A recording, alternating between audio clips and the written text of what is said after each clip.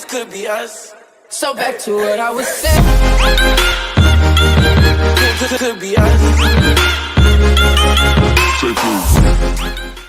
Yo, what's poppin', guys? It's your boy Crooks the Great, and we're back out here with the part 2 that everybody has been asking for on the 5 tips to help you improve in UFC 4. And we are here again with the homie Pryoxis. How you doing, my brother?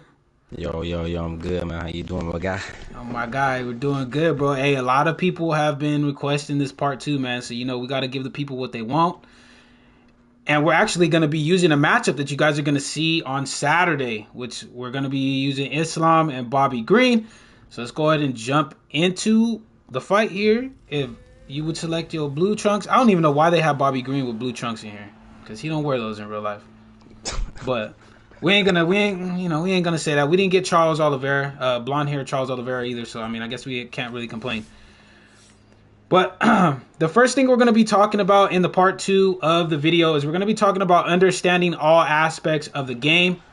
We went over pattern reading and how to make proper reads and understanding matchups. So now we're just going to get into the real meaty parts of UFC 4. I feel like in terms of understanding all aspects of the game, the 2 things that people struggle with the most, I would say, in the game, is understanding the GA system and understanding the clinch. So we're going to touch on both of those, but we'll start off with the GA if you want to go ahead, Pry. All right, cool. So I'm going to shoot this double leg, take it down to the ground. Actually, how about, you take me down. Take me down. Because technically, this is how the fight's going to go. All right, so the grapple advantage meter is basically the meter at the top of the screen. Now, there's a blue and a red. Depending on what gloves you are wearing, it will go towards your side. I'm Bobby Green with the blue glove, so as you see, if I punch him here, my grapple advantage goes up. And then if he punches me, of course, the referee stands us up. If he punches me, the grapple advantage on his side will go up. Now, what that grapple advantage meter determines is whether your transition will be faster or slower than your opponent. So take me back down, back to half guard or full guard. So basically, if I have, let's just say I have max grapple advantage, I'm going to punch him till it maxes out. You'll notice how fast my transition is. So it's basically maxed out. You see that transition there. Now let's do a different one. Actually, we're going to start off with going the regular get up and see how slow that meter fills up. Now I'm going to punch him until I basically get full grapple advantage. And that's fine. That's basically half, and look how much faster that transition is there. Now, let's say Crooks takes me down, puts me in a full guard, and then he gets full grapple advantage. And then when he gets full grapple advantage, I'm going to try to transition. Now watch how slow my transition is now. Look at that is hella slow. So understanding grapple advantage, if it's on your opponent's side, whether that's because he denied your transition and he gives him grapple advantage, or he threw strikes and he's building no grapple advantage, or he's doing fake transitions and you're trying to deny them, and it's giving him the grapple advantage because, again, he's not actually doing the transition, he's faking it. All those things lead to a grapple advantage, which will cause your opponent to be able to transition faster. Now, Crooks, if you could give us maybe a few examples of, using the grapple advantage in order to get into like a dominant position if you were Islam Makhachev. Yeah, well, once you understand like the aspects of it, like probably just breaking down with the punches and stuff like that, then you could kind of start to maneuver your jiu-jitsu and bottom game around that. So you see, probably go ahead and punch me here. So we're punching, jockeying for GA, and like he said, then you can start throwing fakes in, right? So you guys see me do this a lot on my stream. I'll fake down, and then I'll continue to punch, and then I'll fake down. And then I'm doing this for a reason. I want to get, in this case, Bobby Green I want to get him to bite on one of these fakes. Because if he bites on the fakes, it's going to continue to build up my GA. And as that GA builds up, then you can kind of hit those, what we like to call those transition reversals. So for those of you guys that are in my streams a lot, I actually get this question a lot, is how do you do them? So we're going to go ahead and jockey for position here, probably bite on these fakes a little bit. And then we're going to go for the get up, and we're going to hit that half guard sweep. So that momentum, that GA that I build is going to help me get him into a reversal scenario. So that way I can regain dominant position, and I can really, if you're a really elite level grappler or you do like grappling, it's going to put you in a dominant position, which is really where you want to be at, especially if you're using somebody like Islam Makhachev or Khabib or Kamaru Usman or any high level grappler, you want to be on top instead of on bottom. So we'll kind of go over some of the transitions as well. Probably if you want to shoot another takedown on me real quick, just so that way you guys understand like how to do these reversals as well, because I feel like not a lot of people know about these. So if you see here, we have the get ups, right? So we have full guard to the left, we have the get up to the right, we have the get up to the bottom, and we have the get up to the top. But if I hit L1 on the controller, LB if you're on Xbox, for those of you guys that play on Xbox, it'll be LB, then these transitions will pop up. Now I get back sitting to the left and to the right, and I get half guard down and backside up. So when you're flicking to gain that GA, all you're going to do in order to get one of those transitions is you're going to hold L1 and then you're going to go for backside. And that's exactly how you switch positions. I utilize this. This is why I like getting people in full guard. You guys hardly ever see me try to hit reversals out of half guard or something like that, because those are too easily accessible and to read. Like, look, let's say if I'm sitting, go ahead and give me a half guard real quick, Pry. Like, if I block Pry's transition here, go ahead and try to go to side control. If I block his transition here, see, the GA is in my favor, but that instantly is going to put Pry as an elite player on notice, like, hey, I know he has GA, so then he's going to be looking to block whatever transition I'm setting up. Even, you might get away with it once in a while with a fake before you go for it, but most of the time people are just going to be looking for the transition to fully go, like the animation to play out almost to damn near full, and then they're trying to block it. So if you're doing it in full guard, makes it a little bit more easier because they don't know if you're actually trying to get up or if you're trying to sweep them. So definitely understanding that aspect in terms of the GA can help your ground game really go long ways, man. Really long ways. I hardly ever get held on the ground just by using those simple tools that Pry talked to you about, and then utilizing the jiu-jitsu sweeps out of full guard can take your game really to the next level. But the next thing that we were going to talk about is in understanding all aspects of the game, we were going to talk about the clinch. So I get this a lot too. People talk about, how do you beat clinch spammers? What do you do in the clinch to really help you reverse positions? So Pry, how do you really approach that? Because I might have a little bit of a different way of approaching it than you do, so I'm gonna let you go first on this one. All right, so I mean, there's multiple ways to avoid being clinched. Don't get me wrong, the clinch, we all know the clinch is the clinch. But in order to, like, ways to avoid the clinch is, one, flicking your left stick up or down. As you see here, I'm sidestepping, so he's not able to clinch me. Moving my head, as you see here, he can't clinch me. I move my head out the way. Also, another way is lunging. If I lunge towards the outside of his clinch, well then. I think I did it too late. If you gotta time it right. Like, it's more so timing with the lunging, right? But I think the most efficient way, in my opinion, is sidestepping. You can sidestep the clinches, and that's a way you can avoid it. Also, another way you can avoid being clinched if your opponent tries to clinch you is throwing a straight punch. So if he reaches out for the clinch, and you don't want to see right there, the cross, see how it landed perfectly. It was actually able to, stop his whole clinch animation. It's right there. Oh, never mind. That tracking went through. That's UFC 4 tracking for you right there. Yeah, that's pretty. As you see here, it's not as reliable as just sidestepping, but it gives you damage. That's the thing. So those are 3 ways you can use to avoid the clinch. Crooks, you give me your opinion or your perspective as far as how you deal with people that want to grab the back of your neck off. Yeah. This is what we see a lot, right? Clinch spamming is probably the worst type of thing that you can see in the game. Like, it's the most annoying. So one way I'm going to teach you guys how to do it is probably go ahead and clinch me up.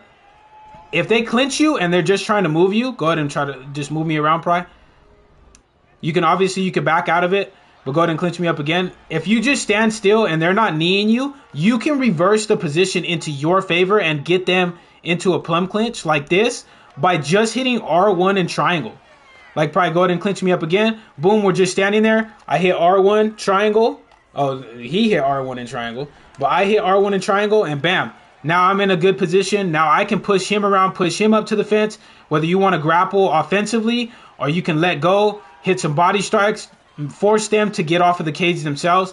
Very, very useful tool if your opponent is just trying to grab you and control you. Because I know a lot of guys that like to probably grab me and then they just push you back up to the cage. They're not even trying to throw strikes. They just want to get you here to try to get you in the 50-50 spot of taking your back. So then you're kind of like, well, are they going for backpack, or are they going for back sitting, or are they just going to try to power take me down?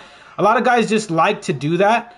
A lot of grapplers like to do that. So definitely a tool that you guys can utilize when they're just trying to control you is that R1 and triangle. Another way that I really like to avoid the clinch is I just utilize combinations. Because when this animation right here happens, it takes a second. It takes a second. And look at that. Pride just tried to clinch me. Look at how my overhand came out. I'll just kind of launch a combination off. And look at, I can punch. And one thing that I feel like not a lot of people talk about as well is even if you combo and let's say you get clinched in mid-combination. You get clinched mid-combination. Look, now I can just punch once and then I take a step back and I'm instantly out of the clinch. So if you get caught mid-combination and the hook comes out, you throw a hook while you're getting clinched up, it makes for a shorter time for you to be able, look at how quick that is. I don't have to literally back up the whole entire time. I'm throwing a combo. Probably going to clinch me here. Unless he advances into a clinch like that. But not a lot of people like to do that. So I throw one hook and I'm out. Jab hook. Probably clinch me up real quick. One hook and then I'm out. Bam, one hook, I'm out. And when you hit them with that hook, they can't hit you with a knee. They have to eat that hook and then you can back out of the pocket. So those are definitely something that you guys can utilize against clinch spammers, because I know clinch spamming in this game can be absolutely dog doo-doo. Let me tell you. It's bruh, it can make for a terrible time. So definitely utilize the tools that Pride just talked about and the ones that I just talked about to help you guys kind of ease the stress of being in a fight with a clinch spammer. But with that being said, we're going to jump into the second and last thing that we do have for you guys here on part 2 of the video. And that's mental autopilot. Avoiding going into mental autopilot. I cannot tell you guys enough how this can make good players bad players instantly. Like in the blink of an eye. It is something that we all face. I do it. I'm on stream. I go into mental autopilot. I start losing fights. Pride does the same thing. We go into we don't make reads. We stop making reads. We're just like, oh, we know what we're better than these people, so we're just gonna go in and be able to beat them, which does not happen. It does not. It is not 100% like it used to be in old games that you could just go in and outskill somebody in UFC 4. So Pride, how when you find yourself in kind of just being in a mental autopilot mode, how do you either prevent yourself from getting in there, number one, and when you are in it, how do you pull yourself out of it? All right, so to prevent yourself from getting into it, it's like, don't tilt. Like, always think about, and it's hard. It's extremely hard. It's something, like you said, we all face, especially as streamers, when you want to, entertain your chat, interact with those guys, and on top of that, play. So trying not to tilt, man, it's, honestly, you have to be thinking every, second of the fight. You have to be thinking about what's going on, what's happening next, and it can be draining. So, while you're doing that, sometimes it's good to take a break, bro. Like, even if it's like a 5-minute reset, maybe it's a 2-minute reset. It's to get up, get you, some water, and then just relax for a second, because it relaxes your mind. You're not consistently thinking, because when it comes to, playing at a high level, honestly, man, it takes a lot of mental. It takes a lot of thinking, a constant thinking. Okay, what's he doing next? What is he doing now? What is, so a lot of times people will just fade into the autopilot mode and they'll just be throwing stuff. They'll be throwing the combination that they're used to throwing. And again, me and you have done this before. This is like, it happens and you naturally play. And sometimes you win. But when it comes to facing somebody that's really locked in, a lot of those times you lose those matches because you're autopilot. You're not thinking about what your opponent is doing. You're just paying attention to what you're doing as yourself. So again, the best thing to do as far as getting out of autopilot is just taking yourself a break, because to get out of autopilot, you don't want to just, okay, well, I'm gonna just jump into the next fight. I'm not on autopilot. No. You want to really give your mind a quick break, 5 minutes, 2 minutes, whatever. Get you some water, juice, whatever it may be, and then reset. Yeah, it's super important. Guys, never play on tilt.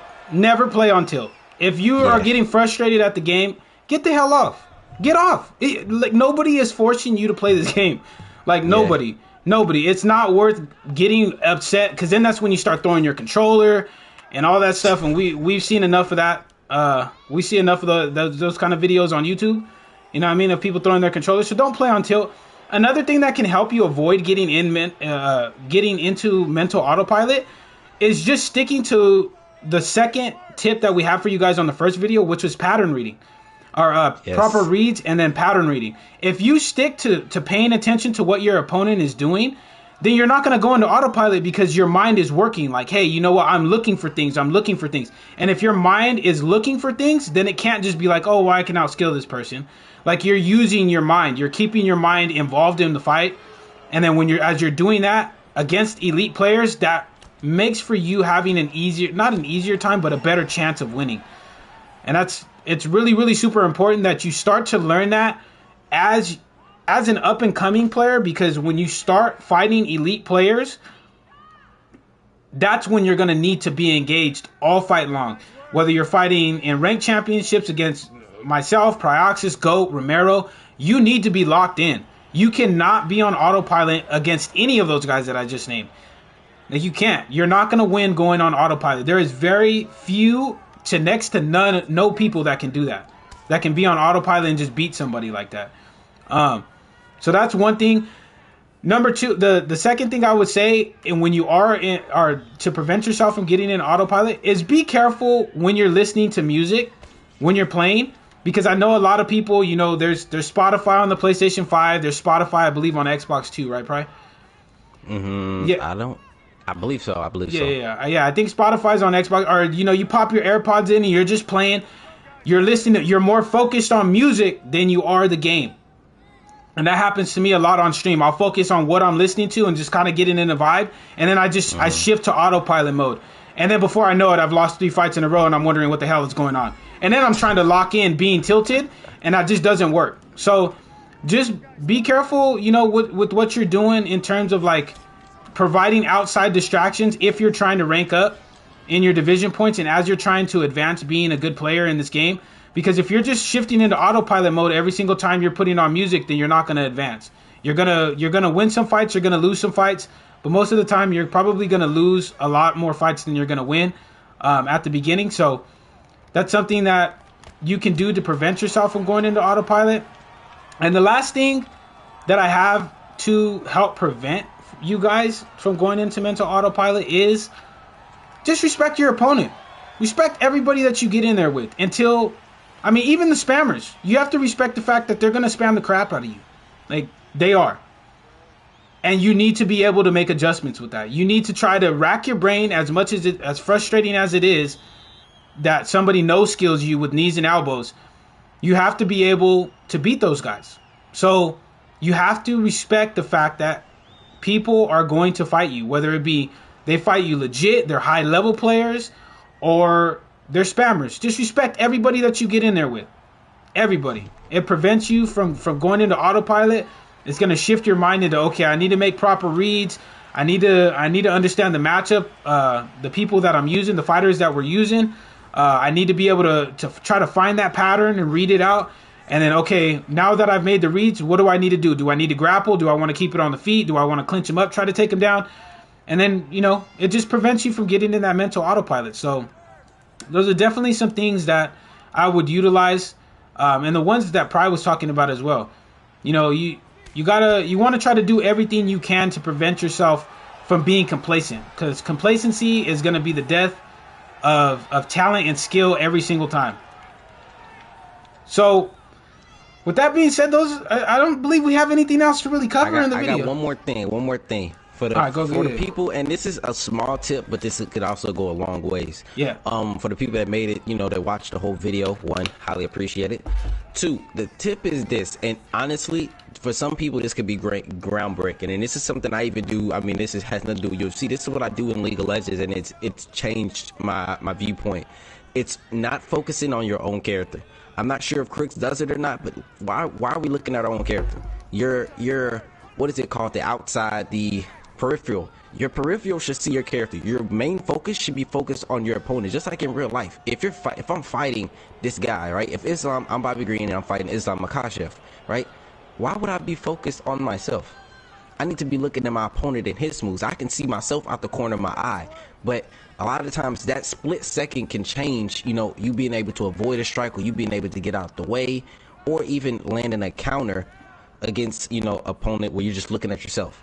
Like, I don't need to look at Bobby Green. I know Bobby Green at. I need to look at Islam. I need to see what he's doing. And that also helps with making reads, because if you're looking at yourself, well, you're not paying too much attention to what your opponent is doing. Yeah, and that's basically wraps up, you know, that right there. I honestly, I am 100% glad you brought up that point, because that is, if you're looking at yourself while you're in a ranked championship fight, it's gonna be a problem, bro. It is going to be a big problem. You need to trust that you know where you're at in the cage at all times. You need to be focused on, and this if you're not able to do that, you need to go into practice mode, go into quick fight, number one. Before you ever jumped in ranked championships, go into quick fight and get used to just looking at your opponent and judging the range. You should be able to judge the range without ever having to look at yourself. That's something that elite level players, and I didn't even think of that, so thank you so much for bringing that up. It's something that as elite players, we don't even need to think about. We know where we're at. We know what's going to land. We don't even have to look at it. I don't even have to look at myself most of the time. Right. Like I don't, unless he's like somebody's shooting a double leg, then I'm looking at myself because I need to see which direction they're driving me in. But other than that, I don't look at myself. I know what range I'm at. I know what's going to land, and I know I'm paying more attention to, okay, when he throws a combination, is he backing up? Is he coming back in? Is he standing still? You need to be able to do that, and you can't do that if you're looking at yourself. So that's definitely a super important tip that Pride just gave you guys that can really go a long way. I'm not even going to lie to you. But all right, guys, that's it for the tip video, part 2 of the tip video. I hope you guys did enjoy this video. If you guys did make it to the end of this video, super appreciate it. It's super appreciated. I know this was kind of a longer video. That's why we chopped it up into 2 parts, and even the second part is going to be pretty long. So I really appreciate it. If you guys did enjoy the video, and you guys are new to the channel, make sure to slap that subscribe button, as well as slap that like button, so that way this video does get thrown into the YouTube algorithm, and it does help more people that are looking for help in UFC 4. Make sure you guys not only subscribe to my channel, but to Pryoxis' channel as well. I'm going to leave the link to his channel in the description. Go follow him. He makes dope UFC 4 content, drops videos daily, does some really interesting stuff on his stream, like the Boobot, or the videos with the Boobot B-Boot videos and stuff like that. Has all kinds of good stuff. We have fighting videos on there, so if you guys actually want to see us spar and get into it, we have a lot of videos over there on his channel, so make sure you guys peep that out. But before we head out, Pryor, is there anything you want to say? Hey, 1, appreciate it. 2, gotta do this more. Definitely gotta do this more. Even when like going into like UFC 5, especially, you know, it's essential that players are going to need to understand, especially from people like me and you. Like, we're going to pick up UFC 5 and we're going to, you know, pick up on it fairly quickly. So if you guys want more content like this, I highly suggest you subscribe to Crooks, because once UFC 5 drops and you're essentially a bum at the game and you want to get good fast, well, you got quick tips from Crooks and Pride, man. Yep. And we're definitely going to get it in. We've already been talking about it for like the last year, of how we're going to drop videos for you guys as soon as that game drops. So make sure when you follow Pry as well, you guys have those post notifications turned on. You guys have the post notifications from myself turned on. And if you guys have any questions on anything that we touched on in these last 2 videos, hop in one of our streams. Feel free to ask us. We're always here for you guys. We're like the encyclopedia for UFC 4. So definitely feel free to do that. But Until the next video, guys, or until the next stream, take it easy, be safe, enjoy your day, your afternoon, your evening, depending on when you're watching this video, and we will see you guys in the next one.